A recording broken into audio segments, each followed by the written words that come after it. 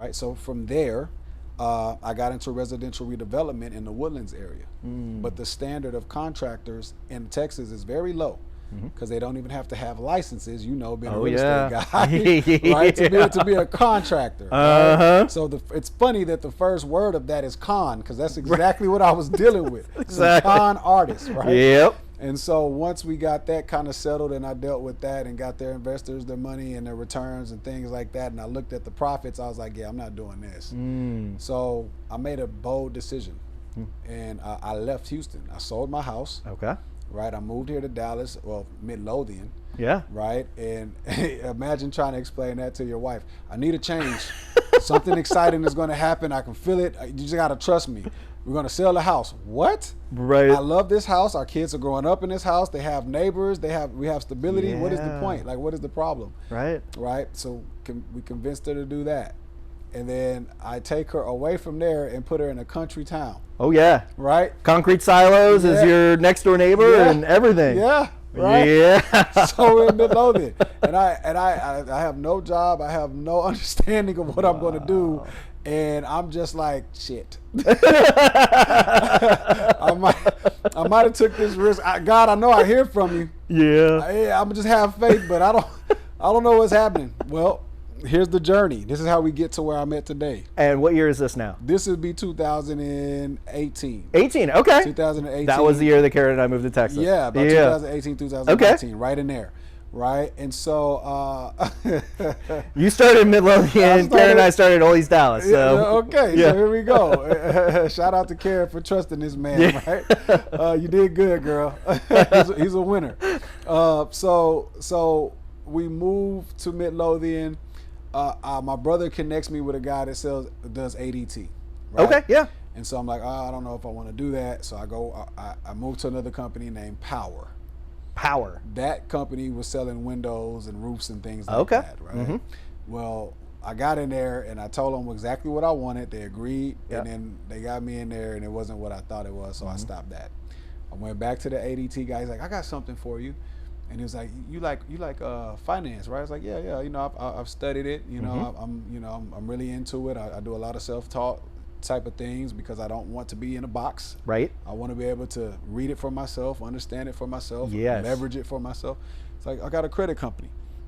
So I started S.T.A.T. Financial with collaboration of a company called FES.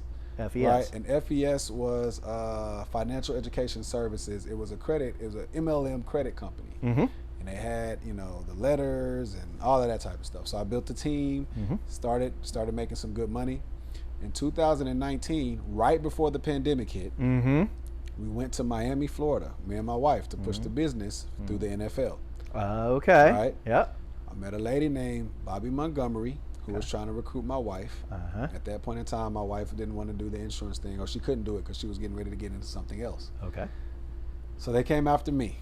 And she hounded me for about 2.5, 3 months. I mean, you just have a way with people. You'll be great in this industry. Like, I don't want to take tests. Yeah. That's what you're not Oh understanding. yeah. Oh yeah. I hate tests.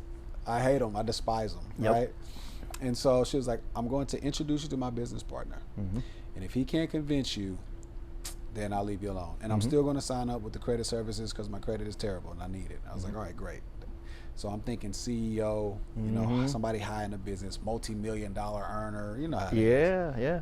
I was not expecting Hall of Famer and one of the greatest running backs of all time, Marshall Faulk, to jump on the other side of that Zoom. Okay. And so as we're talking and he's doing his best sales strategy, I'm just blocking everything because I had been in sales for some years at this time. So I know Yeah. You heard it all. I heard it all. You heard it all.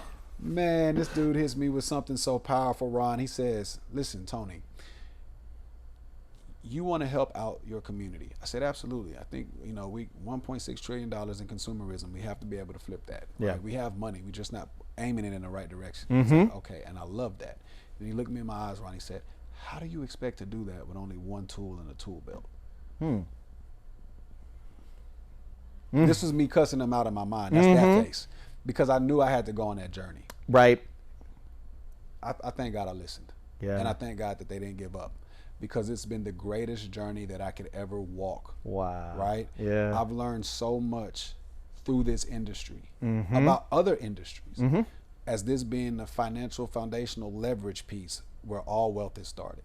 Right? And so as I continue to get better and I continue to learn and I continue to grow, I've just been taking what I've learned and applying that, making sure it works for me first, and then going out and teaching others about it. That's amazing. Yeah, so that's how we got here. Yeah. Well, and you know, so a lot of, you know, if you think of, you know, Magic Johnson, right? Oh, he's made, you know, countless more millions of hundreds of millions of dollars from his second career. Absolutely. Right? Because he saw a need.